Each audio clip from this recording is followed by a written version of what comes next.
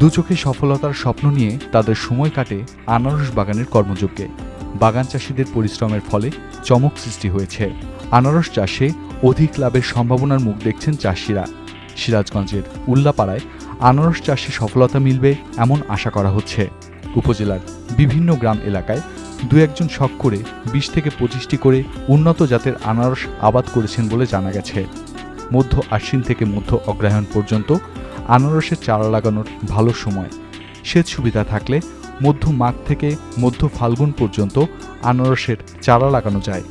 Line থেকে লাইনের দূরত্ব 50 সেন্টিমিটার এবং চারা থেকে চারার দূরত্ব 40 সেন্টিমিটার হতে হয়।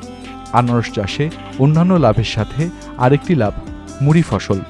বড়হার ইউনিয়নের পাগলা দক্ষিণ পাড়ার হাজি শখ করে বাড়িতে বছর দুয়েক আগে মধুপুর থেকে উন্নত জাতের আনারসের চারা এনে আবাদ করেন।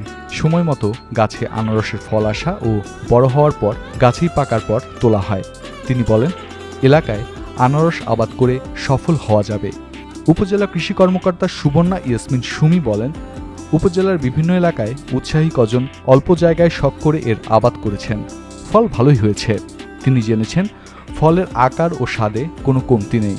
এই ফসল আবাদে লাভ করা যাবে, তবে উপজেলার উঁচু জমিতে এর আবাদ করতে হবে। চারা ভালো জাতের ও সঠিক পরিচর্যায় সফলতা মিলবে বলেও জানান তিনি।